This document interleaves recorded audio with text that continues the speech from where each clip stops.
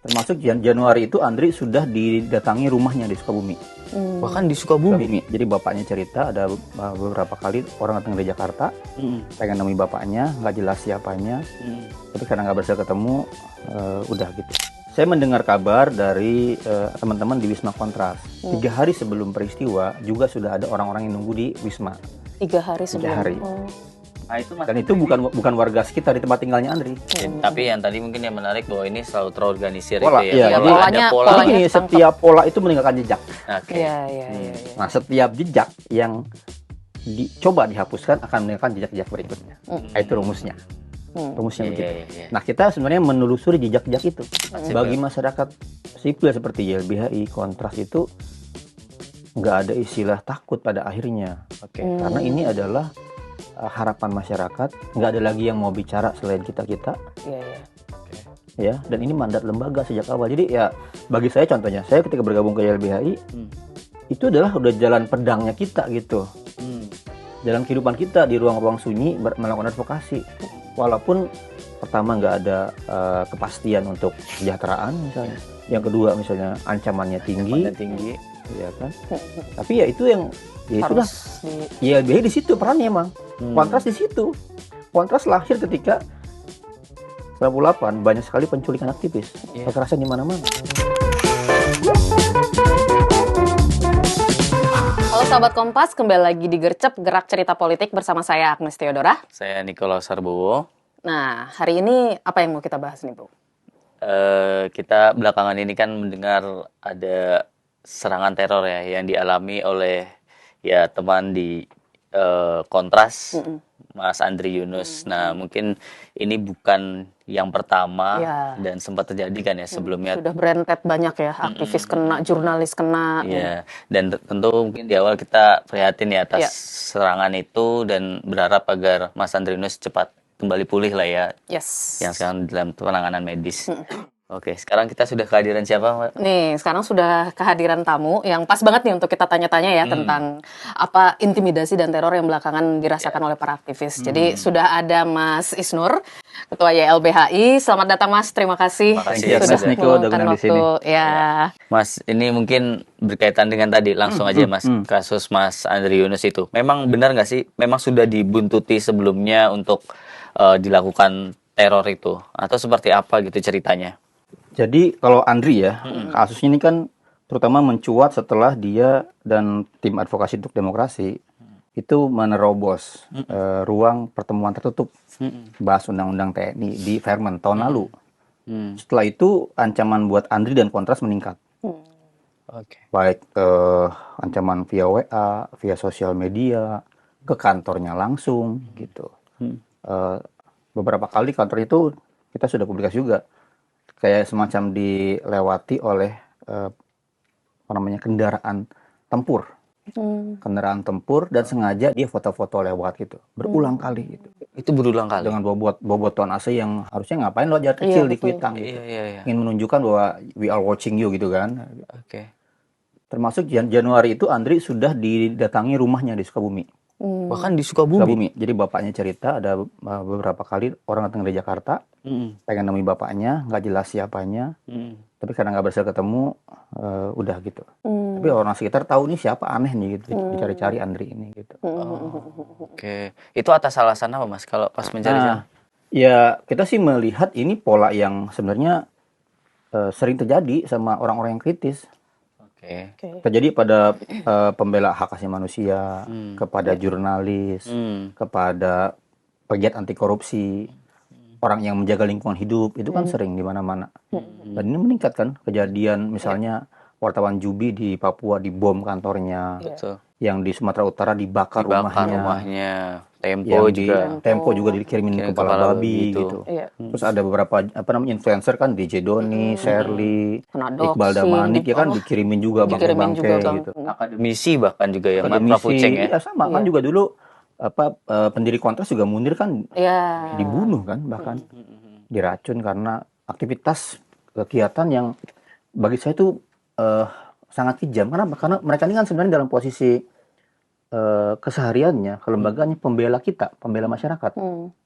Kan masyarakat ini kan punya masalah banyak, mengalami tekanan siapa sih yang menyuarakan masyarakat kan mereka sebenarnya. Ya, betul. Jadi mereka sebenarnya wakil-wakil masyarakat yang berjuang di ruang-ruang terbuka gitu.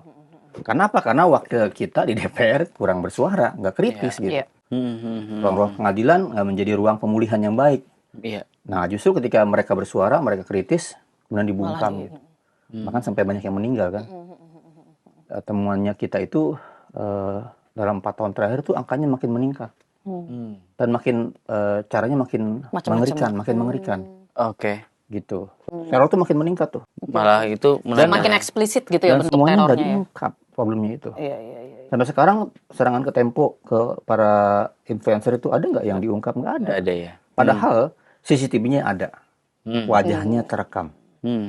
Harusnya sangat mudah ya Mas Harusnya bagi. sangat mudah secara technicality di kepolisian Oke. sangat mudah. Nah, nanti kita akan bicara itu Iya. karena Mas Andri Yunus itu di kasusnya itu kan ada yang kemarin pada saat konfes di YLBHI helm dibuat Termasuk botol. termasuk yang kita ketahui malam itu dari mulai sore sampai malam Yunus Andri di YLBHI. Nah, boleh nggak Mas Cerita cerita? dong, waktu Itu di seperti apa sih? YLBHI. Jadi yang juga harus dilihat adalah Andri ini selain yang tadi ya, Iya. pasca 2025, Andri ini 2 hal. Pertama, kita kan judicial review Undang-Undang TNI di MK.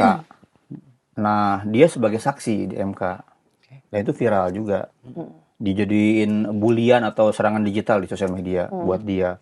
Yang berikutnya, pasca peristiwa kerusuhan Agustus, YLBHI dan Kontras itu membentuk tim pencari fakta. Oke. Andri juga sebagai tim pencari faktanya. Oke. Jadi memang posisi dia memang sangat krusial dalam aspek kepentingan buat kita sebagai masyarakat sipil mengungkapkan banyak hal gitu.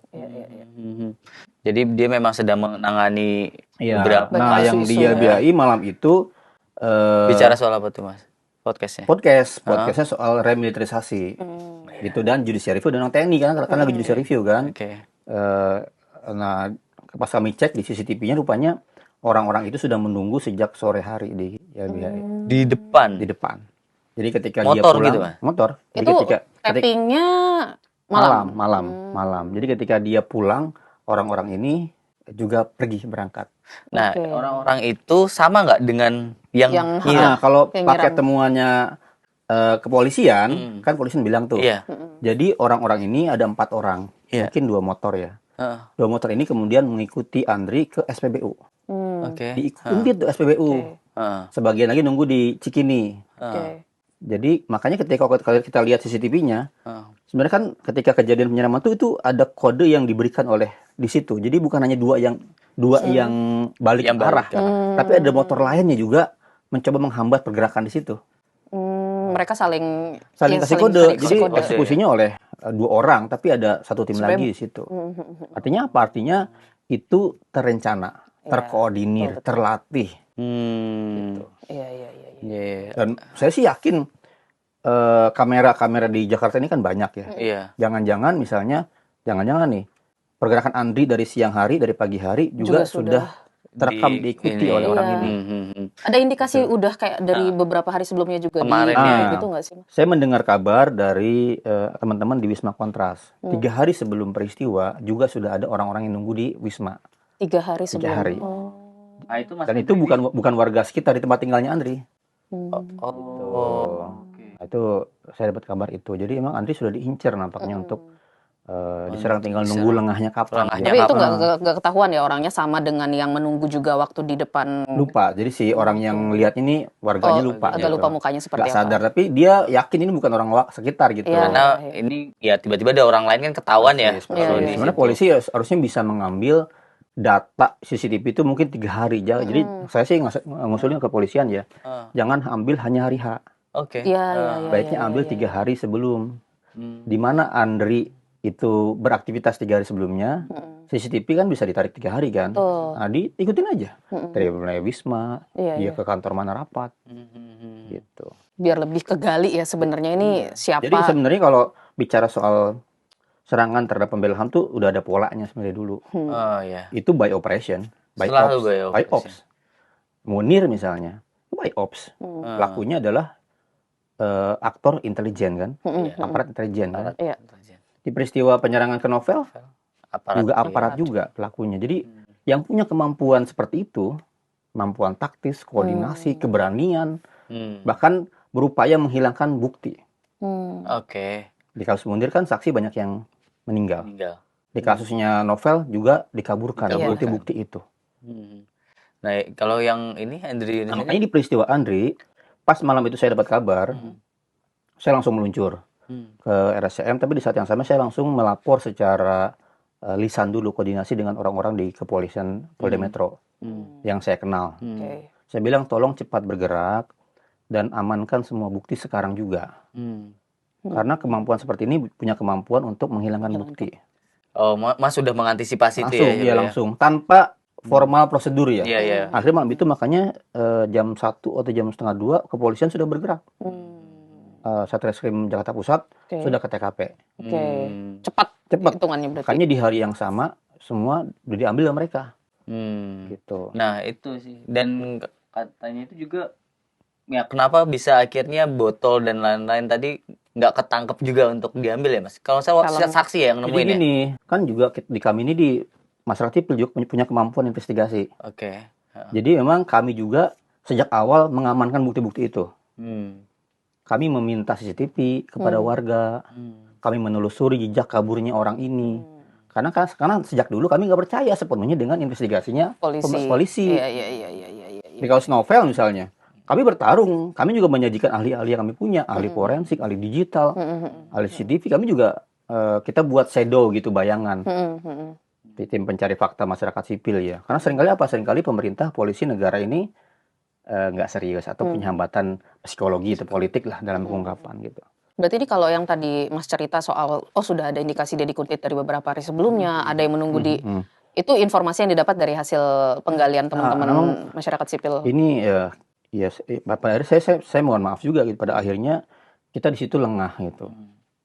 Tidak memperhatikan situasi ini dengan seksama. Kenapa? Karena kadang-kadang di teman-teman ini ya, karena sudah sangat sering Jadi ada teror dan teror, lain-lain. ada apa, kita menjadi semacam imun. Kayak jadi hal biasa gitu ya Mas ya? Gitu. Ya diikuti ya, saya sering diikuti gitu. Iya. Kemana-mana sering diikuti. Nggak terpikir bahwa bisa sampai kekerasan. Iya. Biasanya kan kalau dalam eskalasi kekerasan itu biasanya terjadi meningkat, Mas. Iya. Ada pesan satu nggak diikuti, ada pesan 2 meningkat, pesan 3 gitu. Baru sampai eksekusi. Kalau kita berkaca ke peristiwa Novel kan begitu, Munir begitu. Ada ancaman dulu pengiriman bangkai kepala ayam ke rumahnya. Ada surat ancaman, baru eksekusi di pesawat ya. Nah, Andri ini nggak merasa ada itu gitu. Samping yang tadi kedua, merasa bahwa ya karena teramat banyak ancaman, jadi ya dianggapnya mungkin jauh dari sampai fisik, serangan fisik. Nah, dari tadi tim investigasi ya tanda kutip dari masyarakat sipil. Berarti sudah tahu Mas pelakunya mengarah ke siapa? Dari gini kan, kita kan tidak punya kemampuan akses data penduduk. Iya sih. Nggak punya kemampuan penggeledahan, penyitaan, penangkapan, kita nggak punya kemampuan itu, nggak punya kewenangannya. Kami hanya mengungkapkan garis besar temuan-temuan, misalnya ciri-ciri wajahnya, dia dari wilayah mana gitu. Tapi yang tadi mungkin yang menarik bahwa ini selalu terorganisir Pola, itu ya. iya, Kalau jadi ada pola. polanya Jadi setiap pola itu meninggalkan jejak. Oke. Iya. Nah, setiap jejak yang coba dihapuskan akan meninggalkan jejak-jejak berikutnya. Itu rumusnya. Rumusnya begitu. Nah, kita sebenarnya menelusuri jejak-jejak itu. Jadi itu tinggal menelusuri gitu aja ya. Dan polanya ini adalah biasanya operasi gitu, operasi oleh aparat. Itu yang penting dicatat sebenarnya. Jadi ketika pertanyaan besar, kepolisian udah tahu katanya. Ya kan? Semua sudah terdeteksi, kenapa nggak diungkap pelakunya? Betul. Padahal ada CCTV, ini udah hari keempat kan? Iya. Jumat, Sabtu, Minggu, Senin ya. Selasa, udah hari keempat, hari kelima. Kenapa belum diungkap? Kenapa belum ditangkap? Itu pertanyaan publik. Makanya publik wajar ragu sama kepolisian. Iya. Padahal kalau yang lain-lain cepet aja benar, dia. jadinya bagi saya ternyata kepolisian satu, dia punya kemampuan mengumpulkan bukti, mengungkapkan, tapi dia nggak ungkapkan. Berarti ada problem psikologi, ada problem politik di sana. Makanya di peristiwa Munir, kan, waktu itu Presiden SBY, yang bedanya dengan Prabowo sekarang nih, di peristiwa Munir, SBY langsung bikin Kepres, pembentukan tim pencari fakta, Iya. yang berisi bukan hanya polisi.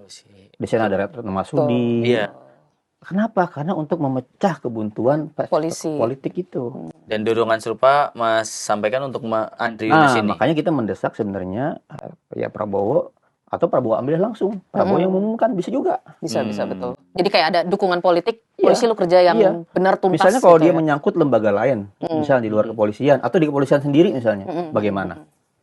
Ya susah. Itu kan? Iya. Dia pelakunya di lembaga lain, lembaga intelijen misalnya, militer bagaimana misalnya? Betul. Itu ada hambatan pasti dalam penyidikan kan? Betul. Dan itu di masa Orde Baru, kenapa Marcina gagal penyidikannya? Kenapa peristiwa Udin Bernas gagal penyidikannya? Iya. Karena menyangkut institusi lain di luar kepolisian Same. Iya. dan tekanan politiknya kuat. Gitu. Dan padahal kan juga kalau menelusuri betul jejak-jejaknya harusnya bisa misalnya helm yang dilepas. Kan pasti ada rambut mungkin ya. Iya, Atau sidik jari. Kalau kita dengar konferensinya mereka sudah dapat sidik jari dan DNA bahkan. Nah, Nah, itu kayak udah sangat detail Udah kan sangat seharusnya detail, kan. sangat Mas? detail. tinggal Kemauan keberanian ya. Tinggal keberanian, Keberanian, iya. keberanian. Tinggal keberanian. Karena mampu mah mampu ya seharusnya polisi untuk mengungkap itu. Benar, Bukti udah ada, tinggal. Jadi inilah Indonesia, kita memiliki satu situasi di mana satu ya, kita sebagai masyarakat itu kok semakin merasa nggak aman ya. Oke. Bahkan ketidakamanan datang dari aparat Betul. itu sendiri. Satu itu. Kalau kita survei, apakah Anda takut misalnya? Mulai takut orang-orang. Yang kedua, ada semacam kekebalan atau impunitas bagi para pelaku penjahatnya ini. Dapat perlindungan dia. Nggak diungkap Nggak sekian pernah lama diungkap. itu kan. Tuh. Yang ketiga, diam-diam dia menjadi membungkam kita. Ya, kita nggak berani bersuara. Orang jadi takut untuk mengkritik. Takut mengkritik gitu. Apalagi respon presiden juga selalu menurut saya keliru. Memandang kritik itu sebagai gangguan. Betul. Iya, betul. Sebagai ancaman buat Ancaman. dia. Iya. Tuduhannya antek asing lah. Iya. Tuduhannya mengganggu Mengganggu konsolidasi. keamanan, gitu. kestabilan Iya, nasional. betul. Mhm. Padahal demokrasi yang sehat butuh demokrasi yang berisik. Iya. Butuh jurnalis yang berani dan jujur gitu. Gitu. Kalau ini nih Mas, kenapanya ya? Kita nanya kayak, kenapa sih kemarin itu teror bisa terjadi pada Andri gitu? Itu penyebabnya kira-kira apa sih Mas? Kan ini ada beberapa ini ya, maksudnya kan memang dia kemarin-kemarin itu kan memang pengkritik keras terhadap revisi undang-undang TNI. Kami itu melihat sebenarnya itu adalah bentuk teror oleh negara. Oke. Teror ini apa sih dalam definisi terorisme? Dia menimbulkan efek yang meluas. Targetnya kecil satu, tapi efeknya meluas. Oke.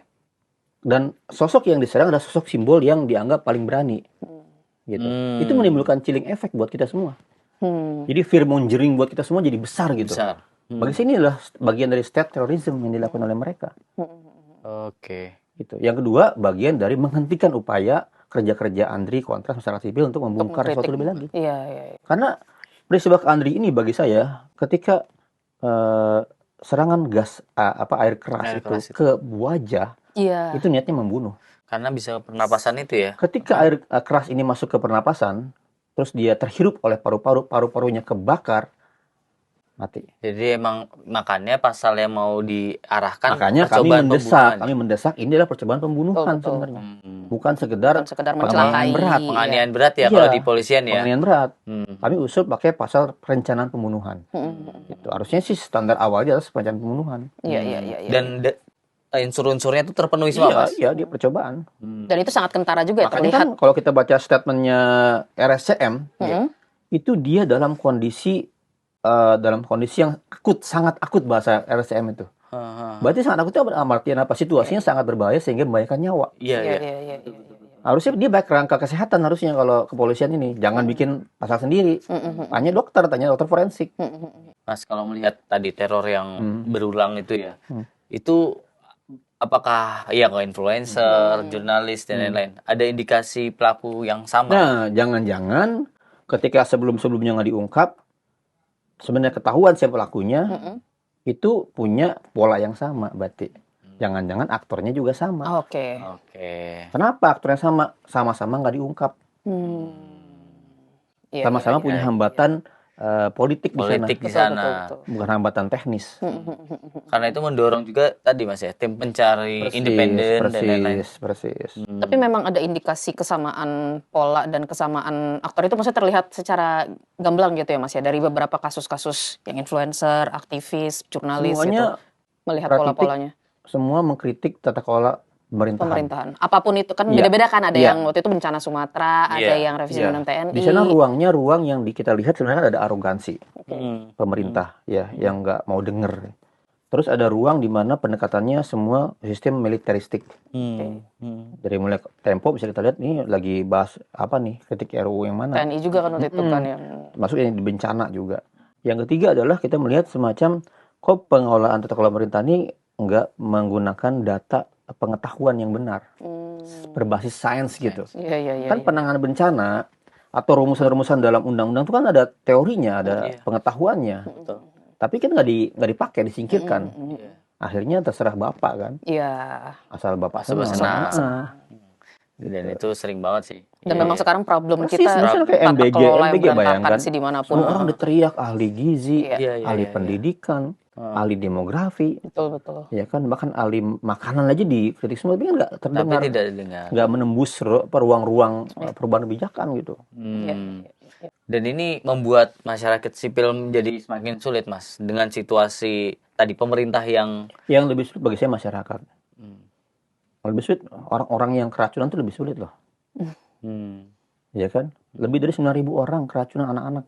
Yang kedua, di samping rusak itunya, tapi juga rusak sistem tata kelola yang lainnya karena anggaran yang harusnya dipakai buat Hal-hal yang hal lebih yang lain, urgent. iya kan, urgent, gaji gurunya, sekolah yang rusaknya, Iya. pembangunan jalan, pekerjaan orang-orang itu hilang semua. Iya. Semua diperas, dialihkan ke sini gitu. Iya. Dan ini di sininya kemudian dikuasai oleh lagi-lagi juga pendekatannya militernya lagi, orang-orang yang punyanya orang-orang partai politik lagi, Iya. dikuasai segelintir orang lagi gitu.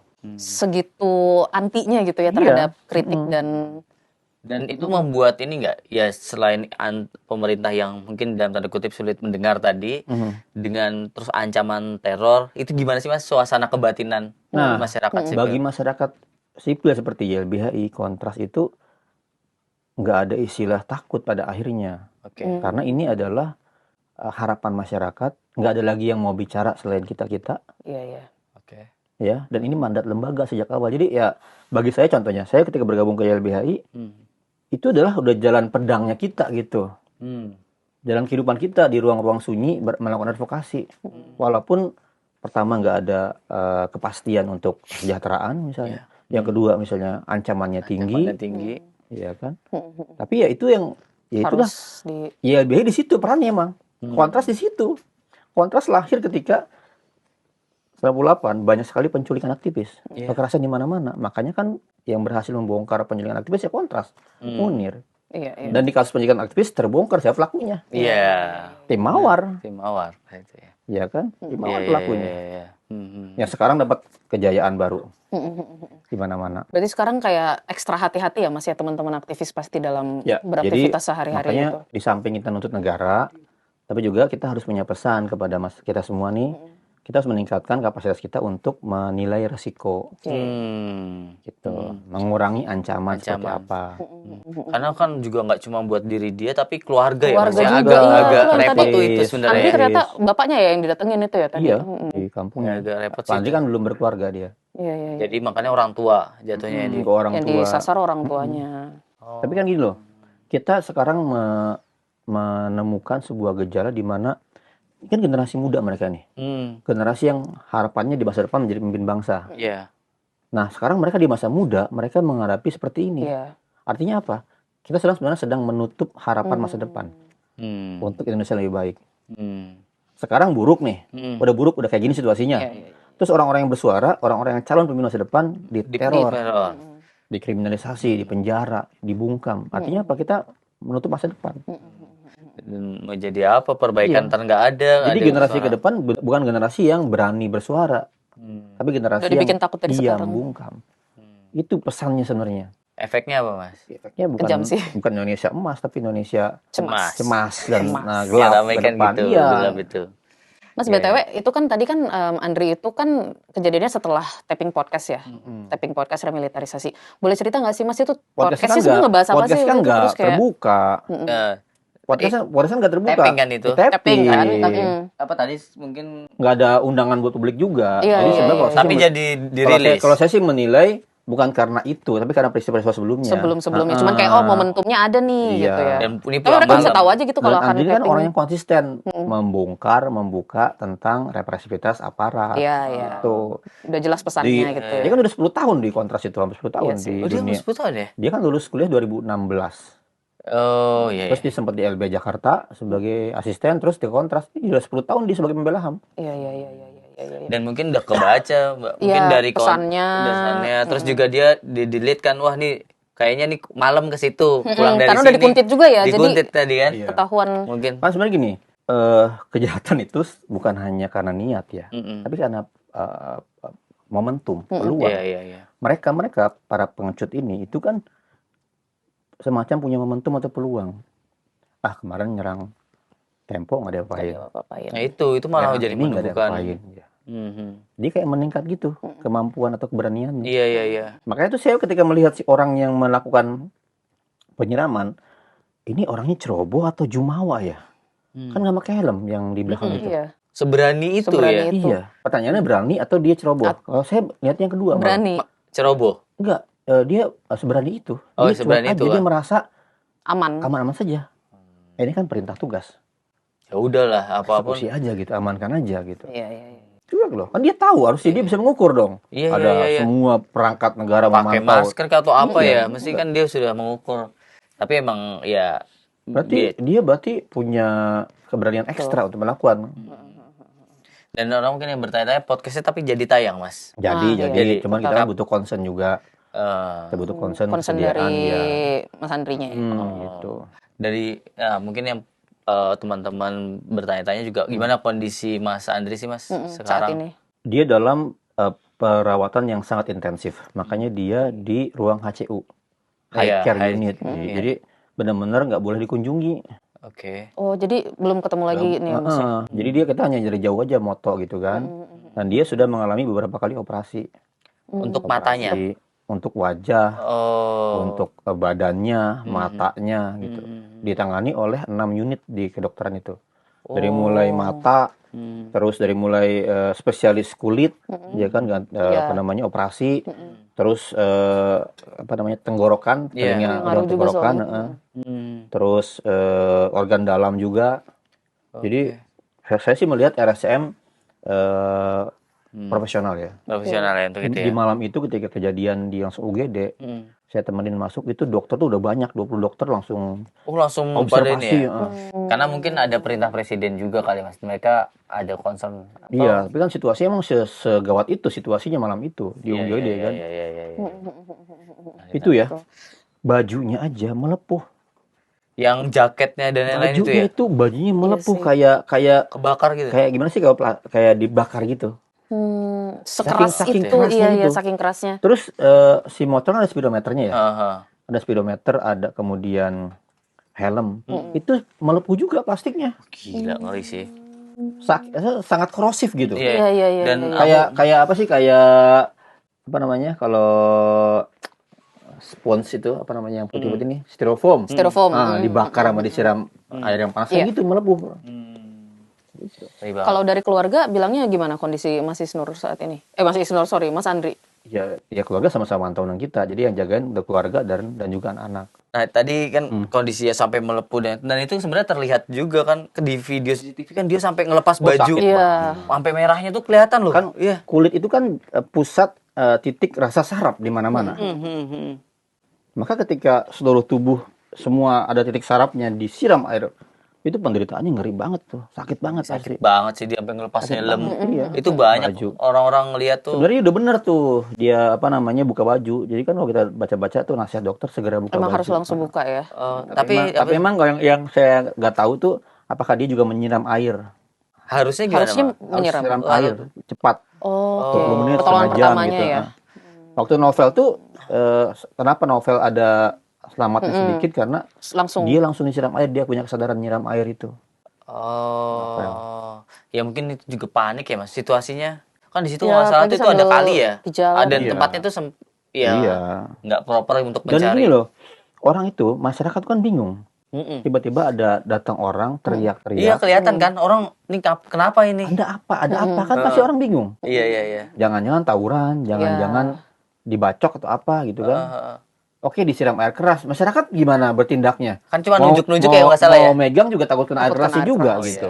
Benar-benar. Dan nggak ada mungkin yang punya pengetahuan untuk langsung harus ada pertolongan pertama disiram air. tuh. Oh. Makanya Andri itu yang berat buat dia, setelah kejadian dia harus memaksakan diri jalan ke asrama, ke Wisma. Oh. Bayangkan. Dia harus jalan. Jadi apalagi setelah diketahui dia orang kontras, warga tuh mungkin ya, kontras nih LBH nih, takut jadi saksi gua. Oh dia udah ini ya punya. Akhirnya dia ke kontras sendiri jalan pulang memaksakan dengan motor dalam kondisi seperti Buset. itu. Oh itu Dia nerusin aku pulang. baru tahu sih kalau Iya. itu. Bayangkan dia nerusin pulang ke asrama, ke Wisma. Dengan situasi yang udah begitu dalam keadaan terbakar seperti itu. gila. Gue baru tahu sih kalau Baru itu. berarti baru setelah udah nyampe Wisma barulah dibawa ke Baru dibawa ke RSCM. UGD. Makin UGD motor dulu. pula dari kontras itunya ke UGD-nya. Jadi dia akhirnya mengalami penderitaan yang berlapis-lapis gitu. Iya. Disiram, dia harus berjuang pulang ke asrama, diantar, dia berjuang ke rumah sakit. Itu tadi ya kemungkinan karena masyarakat sekitar juga ragu dan takut juga ya untuk mungkin Padahal kan matanya juga kena ya Mas. Dia Kena, masih kena. masih Sebelah tetap kanan bisa berarti kena. naik apa itu dia? Ya paling gini kan matanya. Ya, pakai motor motor ya itu pakai ya. mata kirinya yang dia pakai kan berarti kan. dan itu kan udah dini hari ya kalau dipikir-pikir. Hari jam hari. 12 malam. Tapi memang Berarti kan dia ke Wisma nggak pakai baju. iya, karena kan Kan dilepas bajunya ya. dibuka kan. Itu sekitar jam 2 Jam 12. 12 ya. Jam 12 kurang ya. Jadi ya menurut saya makanya si Iya, pelaku iya. ini berarti kan tidak punya rasa berkemanusiaan gitu. Iya. Level kebiadabannya itu udah Betul. top of the max gitu loh. Iya. Dia tega nyiram, ya. Nah, Dia kemudian juga cairannya sangat keras juga gitu. Langsung ke arah muka. Iya, jadi menurut saya maka ancaman buat atau hukuman buat para pelaku ini nggak bisa Ya. dengan standar, harus diperberat, Oke. diperberat ya. Karena kalau yang dahulu kan cuma setahun, 2 tahun ya. Karena ini yang bentuknya ancaman ya. apalagi kalau misalnya dia pelakunya adalah aparat negara misalnya, maka harus diperberat, tambahin setengah atau sepertiga hukuman dari maksimal misalnya percobaan pembunuhan berapa tuh kan misalnya, tambahin lagi perberatannya gitu. Karena dia menciptakan teror yang luar biasa gitu. Nah itu apa berarti menuntut kepada polisi dan jaksa juga ya nanti Iya, untuk iya. lebih serius dalam Persis, penanganan kasus persis, ini ya Mas. persis. Tapi ada keyakinan Mas Isnur sendiri iya, mereka akan benar-benar Ada serius ketidakyakinan. tuntas. Ada ketidakyakinan. ketidakyakinan. Melihat pola-pola sebelumnya ya Mas. Makanya saya di kontras di Jaya pertama, saya bilang saya menantang, saya mendesak Kapolri, berani nggak? Ini problemnya bukan unwilling, bukan unable, bukan tidak mampu, tapi tidak mau. Iya. Dan jangan hanya cuman ngusut-ngusut yang pelaku-pelaku permukaannya aja, benar-benar sampai ke siapa aktor intelektualnya nih perlu diungkap Itu, juga sampai berarti. yang memerintahkan, Tuh. sampai yang mendanai. Bahkan sampai Sampai yang mendanai. Iya. Karena tadi juga ya kemungkinan ada kemungkinan ini yang sama juga ya terhadap teror-teror terhadap aktivis sebelumnya juga ya. Jangan Dari lembaga manapun harus Iya. ditangkap di. jangan kalau udah ketangkap bisa aja sih ketahuan ya Mas. Iya. Ditarik ke belakang. Ya kan Iya. namanya perintah kan ada Kelihatan, jejaknya, betul. via HP, Ya, via surat jejak-jejak perintah, itu ya. jejaknya ada. Kan di kasus novel kan ada jejaknya, surat perintah dibongkar di perintah. komputernya siapa. Di kasus Munir Munir. ada jejaknya. Dia tinggal keberanian tapi agak pesimis Kan juga. nggak mungkin loh Bisa melihat. dalam psikologi pasukan atau anggota kalau tanpa perintah atasan Iya. nggak berani mereka. Nggak berani. Gitu tiba-tiba iseng, saya iseng aja di kasus kayak novel kan dia ceritanya iseng kan nggak mungkin, pasti perintah. Iya, iya. Termasuk Mas Andri Yunus ini nggak mungkin orang Nggak iseng. mungkin iseng karena anggota dia di lapangan nggak mungkin. Apalagi tadi nggak pakai helm dengan Iya. gamblangnya menunjukkan Perintah muka itu. juga. Bahkan bisa jadi itu operasi gitu, operasi gelap lah. Jadi pesan ke presiden apa nih Mas? Ya ini Prabowo, Anda tuh disumpah oleh rakyat ya. Anda bersumpah untuk menjaga konstitusi, melindungi seluruh rakyat Indonesia. Dan sekarang rakyat sedang dalam situasi diteror, diancam, dicoba dibunuh gitu. Setiap jiwa atau setiap manusia yang tak terlindungi, apalagi dilakukan oleh aparat misalnya, oleh operasi-operasi seperti itu, Anda tanggung jawab. Ya. Kalau Anda mendiamkan, kalau Anda kemudian tidak mengungkap ini, tidak menyelesaikan ini, berarti Anda bagian dari pelaku. Kan level keterlibatan negara kan ada macam-macam. Dia membiarkan, dia tahu tapi dia nggak ngapa-ngapain gitu. Dia terlibat di memprovokasi, dia membantu, memfasilitasi, ya kan. Yang ketiga levelnya dia memerintahkan.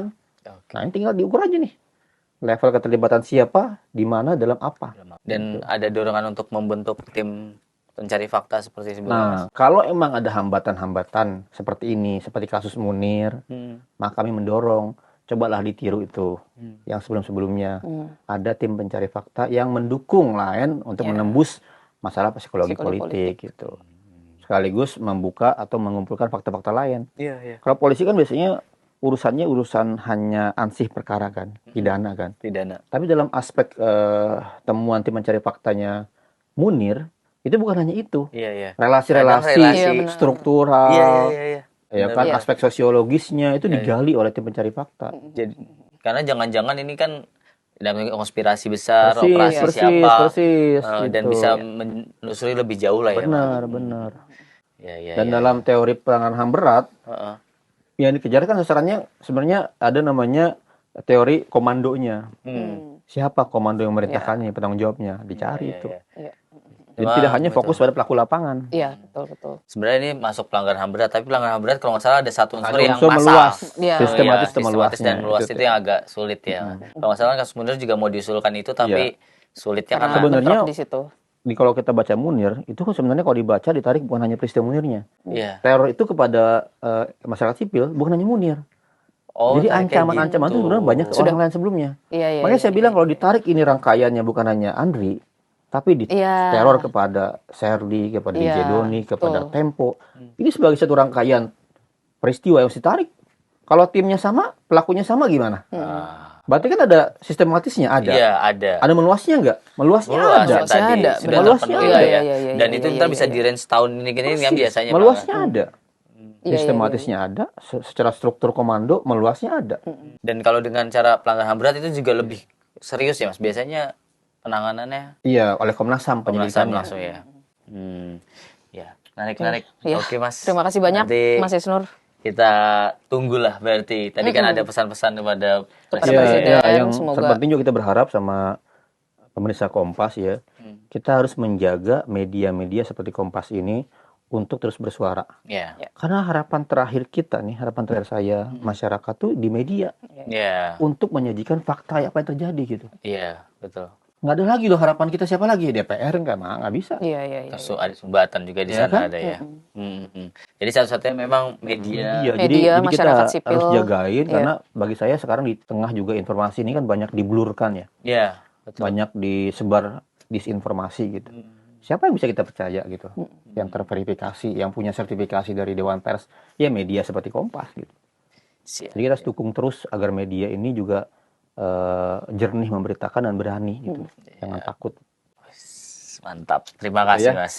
Oke. Semangat juga. Baik, terima kasih aktivis Mas dan Isnur. masyarakat sipil. Kita harus saling mendukung lah ya. Dan kita berharap juga Mas Andri bisa cepat sembuh ya. Semoga pemulihannya bisa cepat. Dan jangan takut. Nah, itu. Justru ini momentum kita harus makin berani untuk menyuarakan ketidakadilan. Ini pesan buat semua juga ya, termasuk buat masyarakat. Kalau kita takut, semua. berarti si pelakunya menang. Betul.